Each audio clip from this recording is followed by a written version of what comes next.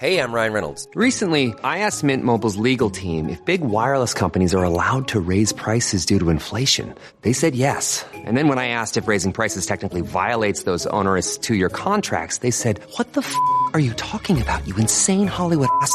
So to recap, we're cutting the price of Mint Unlimited from $30 a month to just $15 a month. Give it a try at mintmobile.com/switch. $45 upfront payment equivalent to $15 per month. New customers on first 3-month plan only. Taxes and fees extra. Speed slower above 40 gigabytes. See details. This episode is brought to you by LifeLock. The new year brings new health goals and wealth goals. Protecting your identity is an important step. LifeLock monitors millions of data points per second. If your identity is stolen, LifeLock's restoration specialist will fix it, guaranteed or your money back. Resolve to make identity health and wealth part of your New Year's goals with LifeLock. Save up to 40% your first year. Visit LifeLock.com/podcast. Terms apply.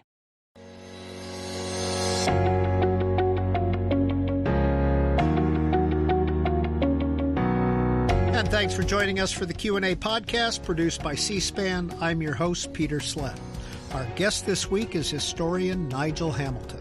His latest book is Lincoln versus Davis, The War of the Presidents, and that podcast begins in a moment. Well, Nigel Hamilton has written military histories about FDR, the Roman emperors, and Field Marshal Bernard Montgomery. His most recent book is Lincoln versus Davis, The War of the Presidents. It's 707 pages long and covers the Civil War period of February 11th, 1861, when both Abraham Lincoln and Jefferson Davis departed their homes for their respective inaugurals in Montgomery and Washington, D.C. The book goes through January 1st, 1863, the day that Abraham Lincoln delivered the Emancipation Proclamation. In this episode, we talk with Nigel Hamilton about the build-up to the Civil War, the secession of states, and the bombing of Fort Sumter on April 12, 1861. I should note that because of the detail of new material in Nigel Hamilton's book, this is a two-part conversation dealing with the opening years of the Civil War. Part 1 of Lincoln versus Davis begins now. Nigel Hamilton is the author of this book, Lincoln versus Davis, The War of the Presidents. Mr. Hamilton, what was your thinking using plural presidents in the subtitle? Well, it's most unusual in American history that the president would be fighting a fellow president in a civil war. And so it's unique. So how could I resist? Did you put, does Jefferson Davis deserve equal footing with Abraham Lincoln? Well, traditionally, I suppose, especially as much of my life I've spent in the North, in Boston, in Massachusetts, you wouldn't think so. But, and originally I was just going to write a book about Lincoln as commander-in-chief in the Civil War. Military history is sort of my area of expertise, although mostly 20th century. But I winter in New Orleans, and when I came down here for the winter some years ago and said I would be writing about President Lincoln as commander-in-chief, people said, well, what about our president? And I realized that, you know, for people in the South, for many people in the South, that is, and mostly white people, Jefferson Davis is still very much alive in popular and public memory. And so that was what caused me to rethink my original project for a book about how the president directs the United States military in war.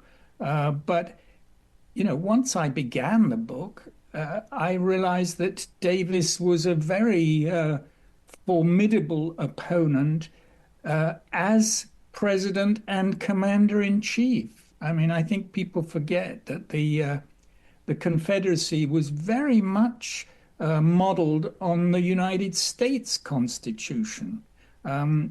especially in that the president, on becoming president, automatically assumes the mantle of commander-in-chief. And I want to read some quotes from you in your book about Jefferson Davis. You say that he was well-read. He made determinations based on intellectual examination rather than emotion. And, quote, Davis had never favored real succession. He was not a revolutionary. Yes, I think that's true. He didn't. It wasn't that he was particularly happy with the way things stood in 1860 when the presidential election for the United States president took place. But he felt that secession, given how small a possible Confederacy would be, he felt that secession would be a mistake. And after all, he was a United States senator for many years, and he'd been United States Secretary of War. So, he could see those two aspects, military and political. And his view was that the South would have a pretty tough time surviving if the states of the Deep South actually seceded. But he was a soldier, and that's what fascinated me as a military historian. He was a soldier through and through, and so when he was appointed, later on he was elected, but when he was first appointed as president of the Confederacy, he simply, obeyed orders, so to speak. Did Jefferson Davis, throughout his life, have a lot of connections to the North? He did, yes. I mean, he traveled in the North. His wife had many connections with the North. Her grandfather had been governor, I think, 4 times in New Jersey, and he had a number of members of the Senate who he thought of as friends, or certainly as good colleagues. So, I think this is true of the Civil War generally. When the war begins, nobody has any idea just how destructive it's going to be, and so they didn't. Well, let me backtrack. Davis, as the war gets more and more violent and more deadly, Davis does become sort of anti-Yankee, if you like. But initially, that wasn't so. He respected Lincoln, and he respected his former colleagues. It was just, I think, as the war became more bloody, really, and more people, even in his own family, were maimed or killed. He became more resentful of the North, and and that ultimately would lead to the lost cause aspect after the war. Did Abraham Lincoln and Jefferson Davis ever meet? They never actually met, although they did try. I mean, as I say in the book, Jefferson Davis does write to Lincoln fairly early in the war, but they didn't actually meet until the 1864, when Lincoln desperately hopes to get together with his opposing president and to see whether he can actually put together some resolution, some ending of the war that wouldn't involve like total unconditional surrender and possibly leading to revanchism and resentment after the war. So he tried to set up a meeting in Chesapeake Bay, the Hampton Roads Conference, just at the end of 64, beginning of 65. But Davis wouldn't was going to go, but then declined and sent his vice president. So they never actually met. But strangely, when finally Richmond was taken by Union troops, Lincoln goes to Richmond and actually goes to the Davis's house, the White House in Richmond, and actually sits. I was there a few days ago. He sits in Davis's parlor at Davis's writing desk and actually writes some memoranda, some letters there. So I think in that sense, the duel between these two men was much, much closer than historians have traditionally allowed. Nigel Hamilton, you begin your book, Lincoln versus Davis, talking about February 11th, 1861. What's the significance of that day? Well, it's pretty incredible in American history to think that these two men who are presidents-elect, the one who's been elected to be president-elect of the United States, and the other who's been appointed to be the first president of the Confederacy. They're both the same age, both tall men, over 6 foot tall, both clamber aboard trains, locomotives, the trains rather, and set off to their separate inaugurations on the very same day from their hometowns. Lincoln from Illinois, from Springfield, and Jefferson Davis from Vicksburg, which was the nearest town really to his plantation in Mississippi. You also talk about the fact that they were both born in Kentucky. Yes. I mean, both came actually from, hard scrabble background. I mean, both were born in log cabins in Kentucky. Davis's both fathers were farmers. Davis's father a little bit more successful than Lincoln's, but Davis's father recognized he was not going to become wealthy as a pioneer farmer in Kentucky. So he moved back to Mississippi and became a plantation owner, a cotton farmer, and did make money at that. So the Davis family became reasonably wealthy, particularly through Davis's older brother, who had a huge plantation on the Mississippi. Lincoln's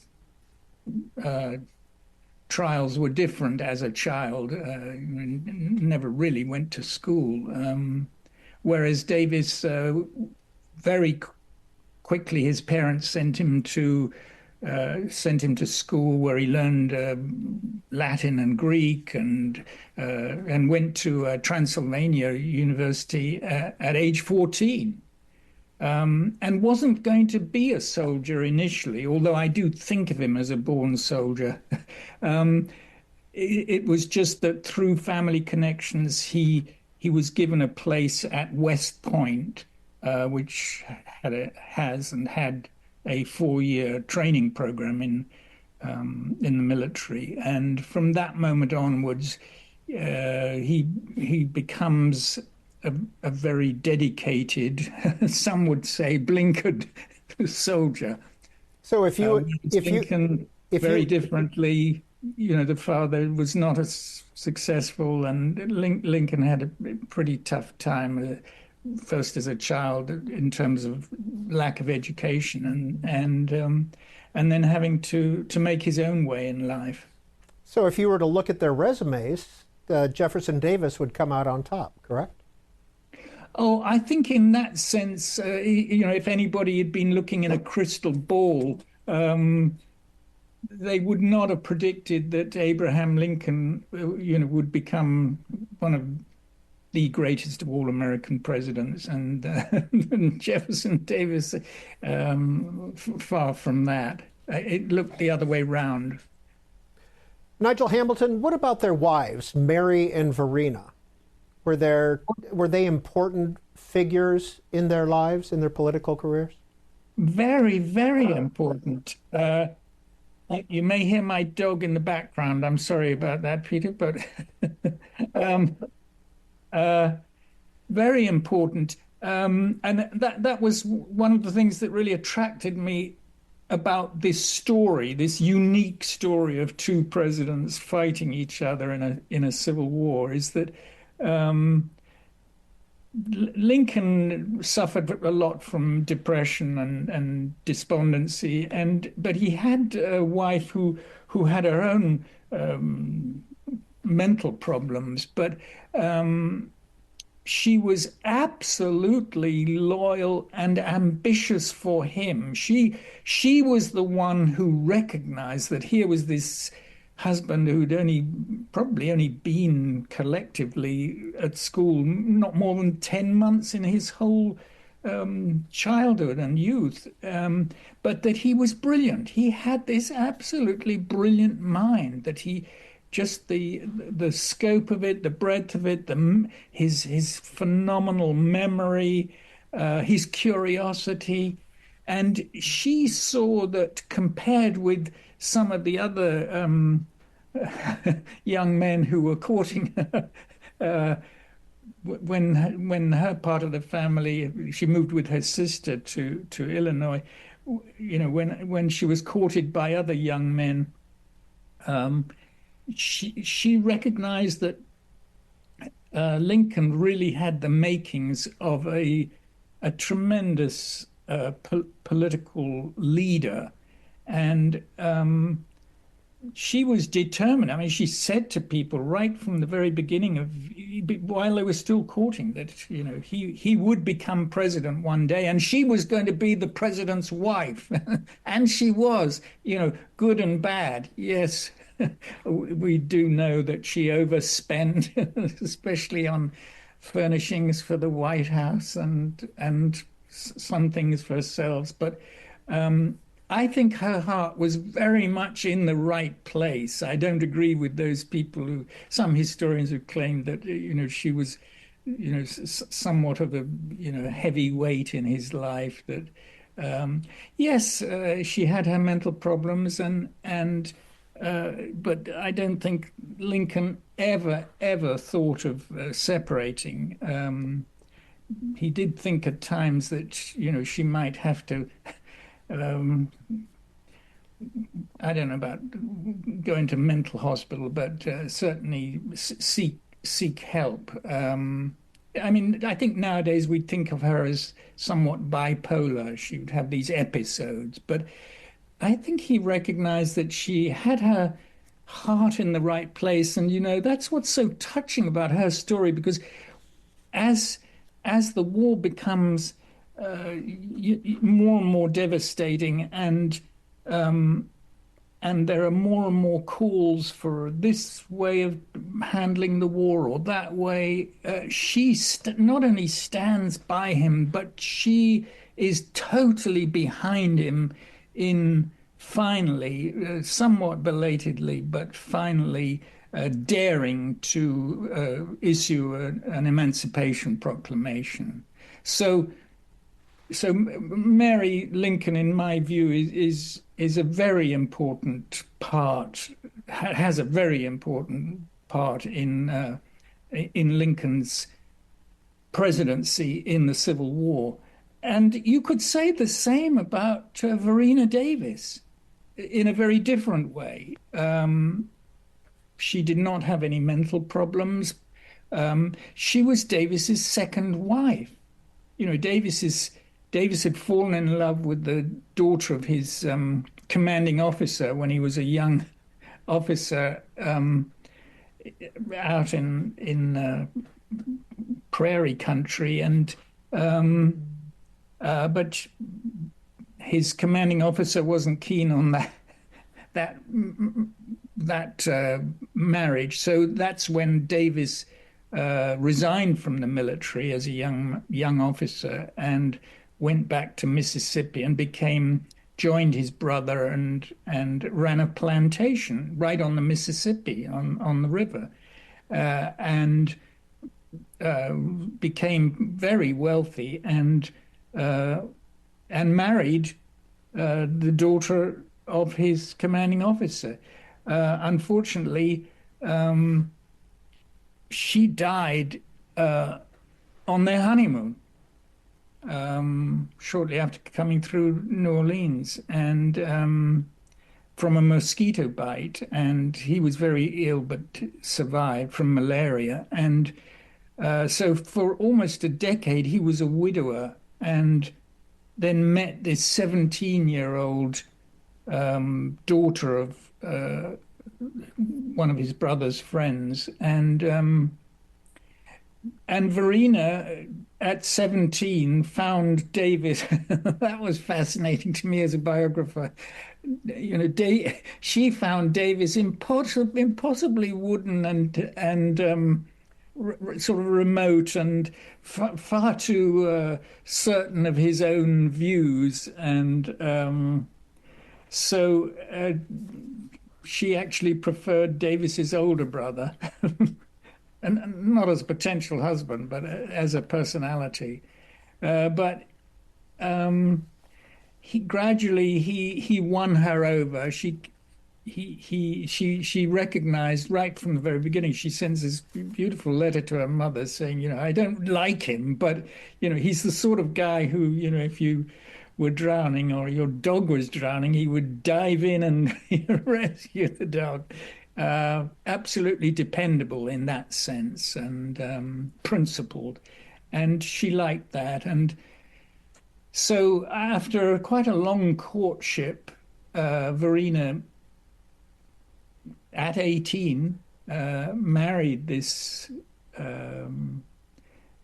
fairly wealthy plantation owner, who then promptly abandoned her and formed a regiment and went out to take command of the regiment in the Mexican War, and became a combat hero, really, a national hero, which in turn caused him to be put forward as a senator. And so he really had a kind of parallel career as a politician, plantation owner, and commanding officer. So President Pierce asked him to be Secretary of State for War. Sorry, not Secretary of State, Secretary of War for 4 years. And so, by the time the Civil War came, Jefferson Davis had 3 children, was happily married, enormously experienced in executive capacities as a plantation owner. I mean, he and his older brother Joseph owned over 400 enslaved people on their plantations, and they were considered, by the standards of the time, to be very, very liberal plantation owners, good, quote, plantation owners, but also as a cabinet minister and a combat hero, a combat veteran, war veteran. So I think, going back to your very first question, I mean, it is truly a war between the presidents. Here are these 2 characters, and one of whom is far more experienced than the other, and in that sense, more likely to be successful as leader of his section. Well, Nigel Hamilton, you mentioned that you're a military historian. What's your background? I've never really worn uniform, so don't get me wrong. My father served as a volunteer in World War II in Britain, and was evacuated from Dunkirk at age 21 as a second lieutenant. Went back to Normandy at D-Day, commanding a British battalion, won the DSO, the Distinguished Service Order, in battle at Nijmegen shortly before the Battle of the Bulge, was decorated by Field Marshal Montgomery, who was Commander-in-Chief of the American and British forces at D-Day and then in the Battle of the Bulge. And so that provided a military background for my father's second son, who in those days was pretty anti-military.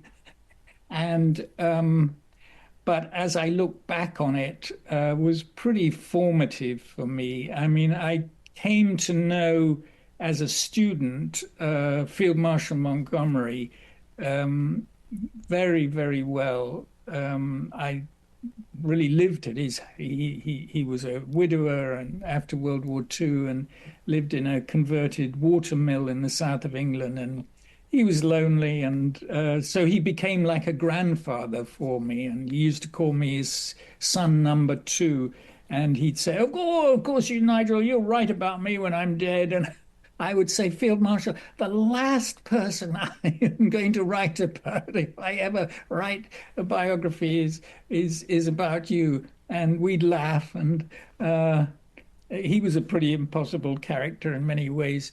But, you know, he provided this kind of, if you like, military education, a determination to look at problems, not only military problems, political problems, social problems, in a kind of analytical way. He was almost like a mathematician, trying always to reduce things to their essentials, and gave me an interest in strategy. And then he called me up when I was at college and said, you know, "Nigel, what are you doing next weekend?" And I said, "Well, Field Marshal, I think I have a tennis game for my college." He said, "Rubbish. Be on the 2:30 train from Waterloo Station in London, and I'll meet you at the local Islington station. And if I'm not there, you'll walk." And I can't remember, but I probably did walk, like it was about 2 miles to the watermill. Anyway, the reason he wanted me there was he took me to stay for the weekend with Winston Churchill. And just an incredible experience at age, I suppose I was 18.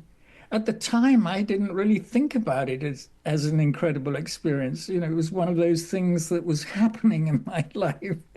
And, but, you know, when I look back, I think, yeah, it's not entirely improbable looking back that I would become a military historian and biographer.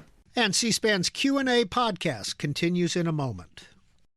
This episode is brought to you by Shopify. Upgrade your business with Shopify, home of the #1 checkout on the planet. Shop Pay boosts conversions up to 50%, meaning fewer carts going abandoned and more sales going cha-ching. So if you're into growing your business, get a commerce platform that's ready to sell wherever your customers are. Visit Shopify.com to upgrade your selling today.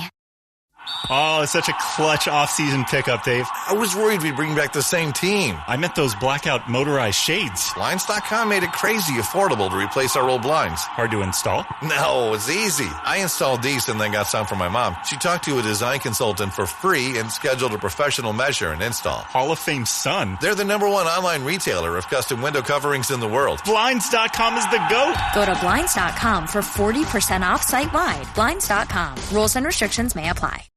¿Hablas español? Sprichst du Deutsch? Komm du noch?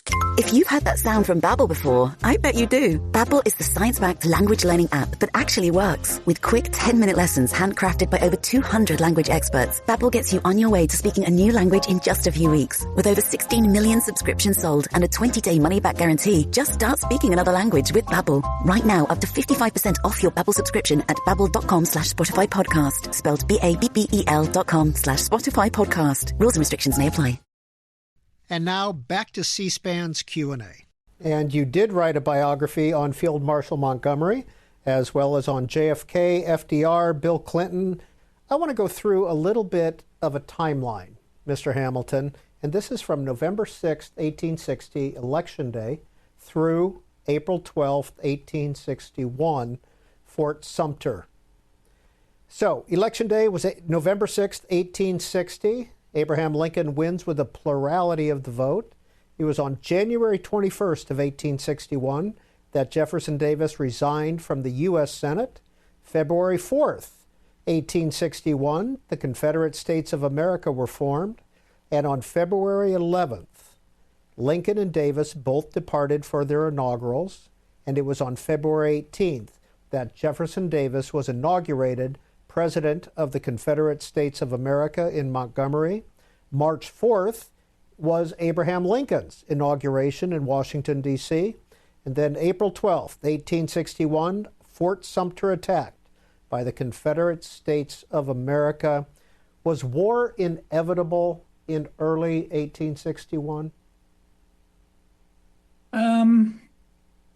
I think probably it was. Certainly, Jefferson Davis thought it was inevitable. I mean, I don't think it was inevitable from Lincoln's point of view, but from Davis's point of view, here he is. He has been, I think, many historians and certainly many readers, I think, don't take sufficient heed to the fact that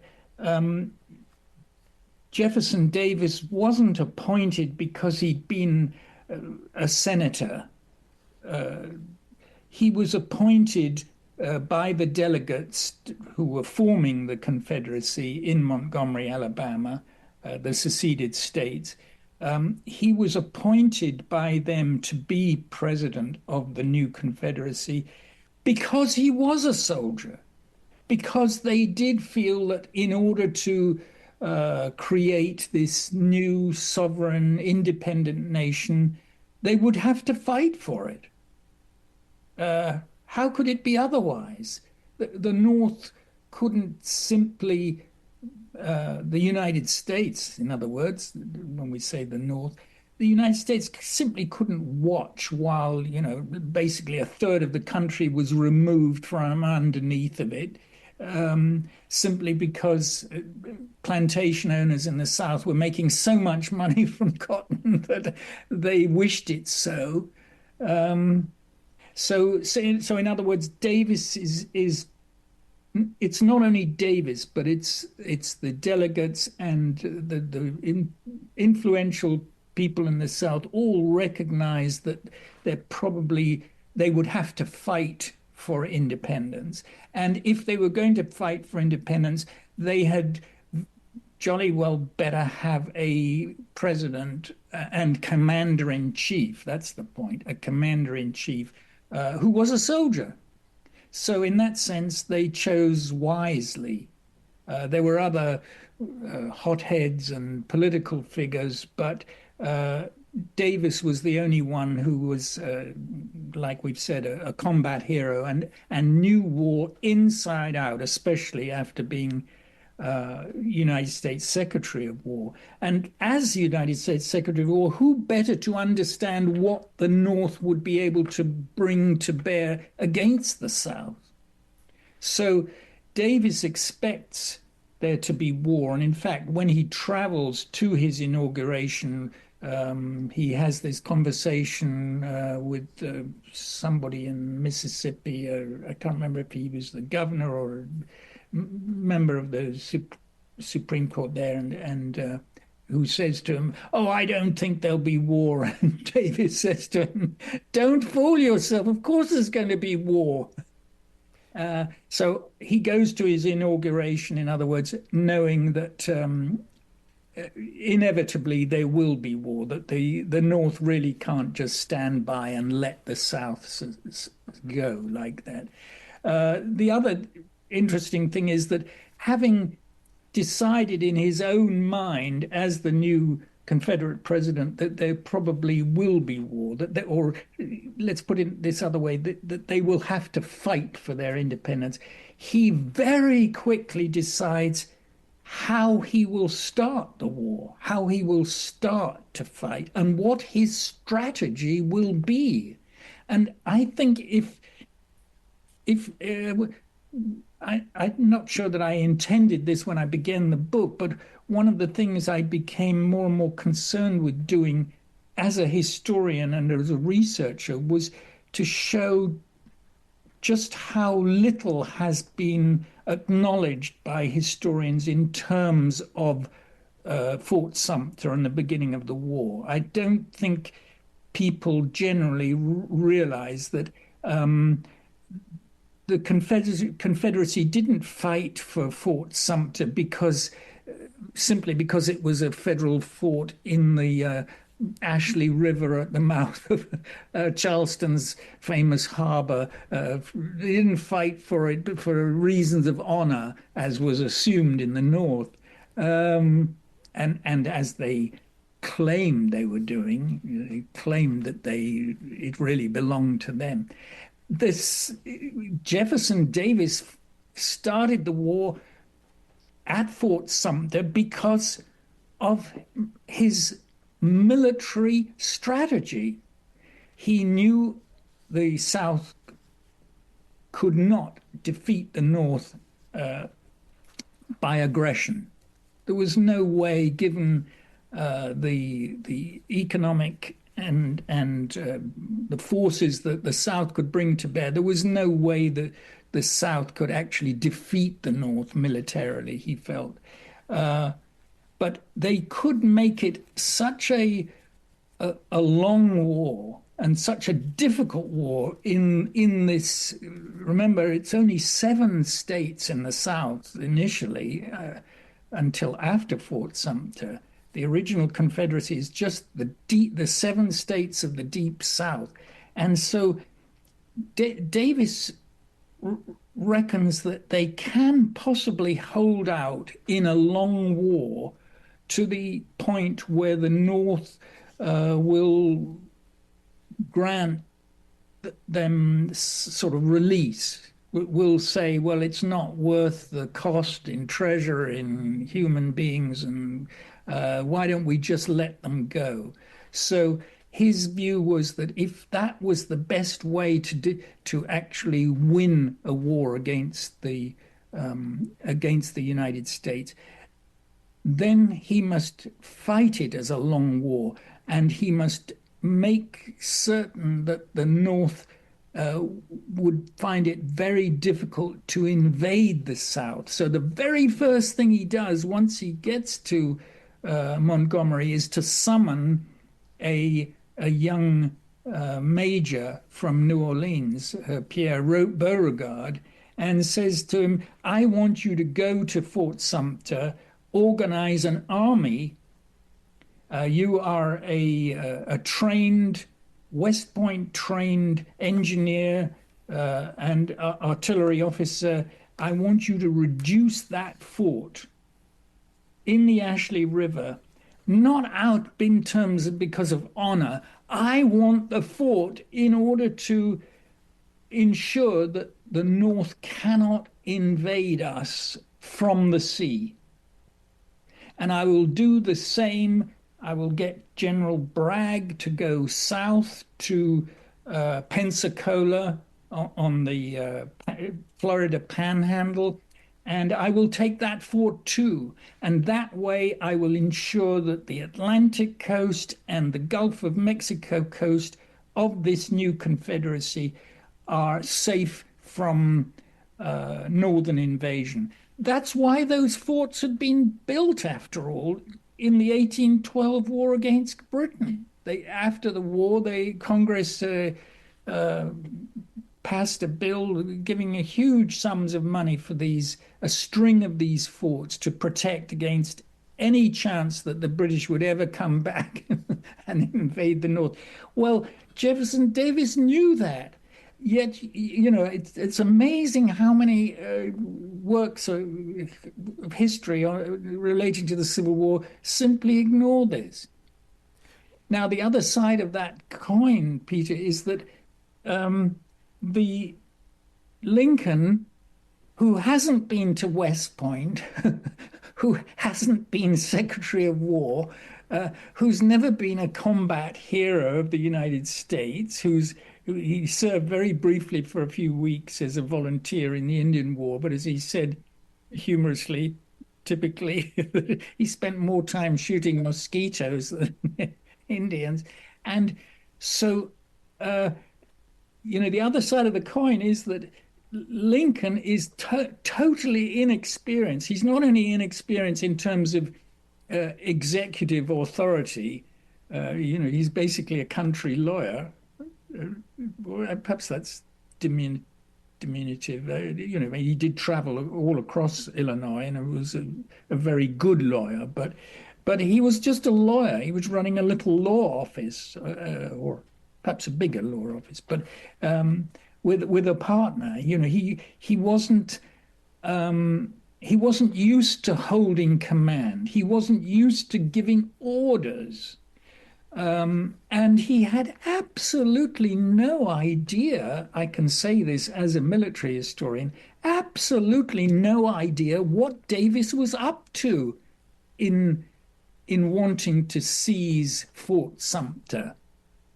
And William Seward, Lincoln's Secretary of State, was being a little sneaky with him, wasn't he? Yes, I mean, I differ from some historians who feel that Secretary of State William Seward was a great figure. I mean, I do think of him as the snake in Lincoln's cabinet, and I'm pretty sure Lincoln only kept him in the cabinet, only appointed him and kept him in the cabinet because he was afraid he would do more mischief outside the cabinet than in it. But from the very start, Seward was basically trying to sabotage Lincoln's war. And in many ways, that is one of the saddest stories of the book, is how William Seward deliberately, intentionally sought to sabotage Lincoln's belated decision to defend Fort Sumter. I mean, Lincoln did not, as I said, recognize the strategic importance of that fortress on the Atlantic coast. But he recognized that he had real political instincts, and always had done, because he was gregarious. He liked being with people. He liked talking to people. He liked getting people's views, and he, in that sense, really had his feet on the ground, not as an executive commander, but in terms of somebody who knew how the public would respond. And he felt that to give away the fortress at Fort Sumter could possibly doom his efforts as president to keep the North together and in opposing the secession of those 7 states in the South. Nigel Hamilton, Lincoln versus Davis. You take on the notion that Lincoln had a team of rivals in his cabinet. Well, yes, I think it was the title of a book by Doris Kearns Goodwin, whom I know, and I do respect her highly as a writer, but I think she is completely wrong about this notion of Lincoln being a kind of Hitler. You know how Hitler had the spokes of the wheel, that everybody, wanted his attention and was determined to serve him, and and that they were kind of rivals for his attention. And I think that's rubbish. I think the truth is that the members of the cabinet whom he appointed were all, fairly either distinguished or competent individuals. Most of them lasted his entire presidency, and they were determined to serve him. They were not rivals between each other. The one person they could not abide was William Seward, who was always hoping to displace Lincoln as commander-in-chief and president. And so the way I see it is that the cabinet do become very disappointed and irritated with Lincoln, but it's not because they're rivals, it's because they so desperately want Lincoln to be the commander-in-chief and to give clear orders. And when people don't obey them or carry them out, like General McClellan, why didn't he fire them? They felt, in other words, they felt disappointed in him, but they wanted him to be president. It wasn't that they wanted to be president. And C-SPAN's Q&A podcast continues in a moment. And now back to C-SPAN's Q&A. I want to read from both Jefferson Davis's inaugural address and Abraham Lincoln's inaugural address and get your reaction. First, Jefferson Davis, February 18th, 1861. Through many years of controversy with our late associates of the northern states, we have vainly endeavored to secure tranquility and obtain respect for the rights to which we are entitled. As a necessity, not a choice, we have resorted to the remedy of separation, and henceforth our energies must be directed to the conduct of our own affairs. But if this be denied to us and the integrity of our territory and jurisdiction be assailed, it will but remain for us with firm resolve to appeal to arms and invoke the blessing of Providence on a just cause. That was Jefferson Davis. Inaugural address in February of 1861. Abraham Lincoln, March 4th, 1861. I have no purpose, directly or indirectly, to interfere with the institution of slavery in the states where it exists. I believe I have no lawful right to do so, and I have no inclination to do so. I now reiterate these sentiments, and in doing so, I only press upon the public attention the most conclusive evidence of which the case is susceptible that the property, peace, and security of no section are to be in any wise endangered by the now incoming administration. Nigel Hamilton, what did you hear? Well, what I hear is that neither man actually wants to touch slavery. And that is, Davis is pretending that it's all about states' rights and nobody should be allowed to interfere with states' rights. And Lincoln is trying to pretend that he's not a black Republican, as it was called in those days, and that he has absolutely no intention of interfering with the, quote, property of Southerners. In other words, both men are sweeping slavery. This is a phrase used by that wonderful historian James McPherson, who wrote a terrific book, Tried by Fire, about Lincoln as commander-in-chief. Both presidents for almost 2 years sweep slavery under the carpet. And the more this book took over 4 years to write, and the more I worked on it, the more I felt that the untold story is just how Lincoln, how unwilling he was to tackle slavery, and what it took to force him to basically change his tune. Both Davis and Lincoln were ignoring the issue for the most part. Is that correct? Is that a fair statement? That is perfectly fair, yeah. What was the reasoning? Was it a political reason? Well, no, no, Davis's reason is not political. It's basically economic. I mean, I often think a good analogy of the South in the time of the Civil War is the I don't know, oil states of today. I mean, cotton was king, as they said, and it provided this huge wealth, not only for the plantation owners, but that wealth, was then transferred through the whole white community. So Davis is anxious to defend Southern oil, slavery as Southern oil, and cotton.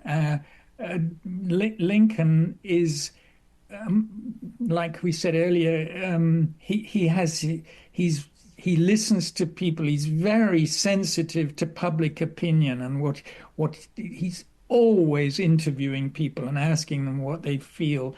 And that's partly because he finds it difficult to make up his mind. He's pretty vacillating in many ways, but on the good side, it's the fact that he's got his ears open and he's actually listening.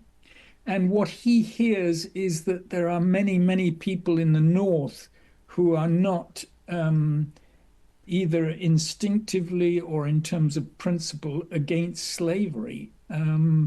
And so he is worried that the middle states will also secede and go to the South. And he was right to worry about that. After all, after the fall of Fort Sumter, 4 more states in the North did secede and join the Confederacy, including Virginia. So, yes, he's right to be very, very careful in what he says. I want to go back to our timeline, November 6, 1860, Election Day, through April 12th, 1861, Fort Sumter attack by the Confederacy. That's 6 months, Nigel Hamilton. That's a pretty sped up timeline, isn't it? Well, there are different ways of looking at it. I mean, in many ways, it's very slow because in those days, right until FDR's time, the president was not inaugurated until March the 4th. So elected in November, having to wait months and months until he actually has power. So poor President Lincoln it is president-elect for months and months, watches as more and more southern states secede, watches as the crisis in Fort Sumter becomes more and more agitated in the press and so forth. But he can't do anything. There's nothing he can do. He can talk to the General-in-Chief, Winfield Scott, the most famous general in America at the time. He can ask their opinion and so forth. But basically, he's utterly powerless all those months until March the 4th. Well, yes, it does seem that after that, things move very fast between March the 4th and April the 12th and the Fort Sumter battle. But actually, everything cascades or accelerates so much because he's had to wait so long before he can do anything. The previous president, Buchanan, was unwilling to do anything and was just praying that the war could be put off so that President Buchanan, could go back to his estate in Pennsylvania. Yeah, James Buchanan is often blamed for laying the foundation for the Civil War. Do you agree with that? Oh, absolutely. Absolutely. I mean, yes, every president, up to our own time and probably the future, always has to accept that he is inheriting somebody else's problems. Yes, we know that. But for a president of the United States to have watched secession state by state without doing a damn thing, if I can put it rudely, I think is unconscionable, and I don't think Buchanan's reputation will ever recover from that. It's early 1861. The population of the North, about 21 million. The population of the South, 5 million whites, 3 to 4 million slaves. 5% of Southerners own slaves. How large was the standing army at the time? Well, I think technically, I think they said it was possibly 16,000 on the rolls. Some people say 14,000 active personnel. I judge it to be probably around 13,000 men who are actually in uniform and, could follow orders. 13,000 men in this vast country, not only in terms of the numbers you've just given, but in terms of the vastness of the country from ocean to ocean, so to speak. Again, almost unbelievable until one thinks of, 1941, the United States, at the beginning of World War II for the United States. Yes, a tiny, tiny army facing, inevitably a great civil war. And, that does raise the question of who gets the best officers when war begins. Well, the fact is that many of the best officers in the United States Army came from the South. Not, I should say, necessarily from the South, from the original Confederacy, but certainly from what became the larger Confederacy after Fort Sumter, which included Virginia. And, the most important person there is Robert E. Lee, who was still youngish, in his 50s, accepted by everyone as the top battlefield commanding officer from the Mexican War under General Winfield Scott. And, when you look back, that fascinated me. Looking back in time, Lincoln had an opportunity to interview Colonel Lee, as he was, Robert E. Lee, and persuade him to remain loyal to the United States. And he missed the opportunity. He sent this old man, a friend, to interview Lee, and it didn't work. And Lee sort of slipped out, and so there was a terrible missed opportunity. Winfield Scott himself came from Virginia and remained loyal, but so many of the senior and most effective officers, trained officers from going back to West Point, but also particularly the Mexican War, basically decamped or committed treason and joined the Confederacy. And we'll talk about that in part 2 of our interview. But you even say that Robert Anderson, the commanding officer at Fort Sumter, was a Southern sympathizer. I don't just say it. I mean, that was true. I don't think anybody contests that. He was desperately against any notion of civil war beginning. He really, in that sense, had his eyes closed. He was just praying. He was quite a religious man, and he was just praying there wouldn't be war because his sympathies were with the South. He and his wife had owned enslaved people, and so his sympathies were with the South. And when you look at the story of Fort Sumter, I don't think there is much doubt that he came very close to committing treason. You describe a couple of times Abraham Lincoln's first months in office, or this period in American history, as Shakespearean. What do you mean? Well, I think that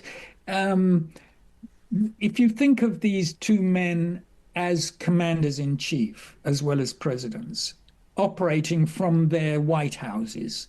I mean, Lincoln has his White House in Washington, Jefferson Davis has his White House first in Montgomery, and then we'll talk presumably about how it's then moved to Richmond as more states secede to the south. But these are two men who are making the vital decisions about the war. To my mind, I admit I'm a 20th century historian, basically, but what is amazing is that the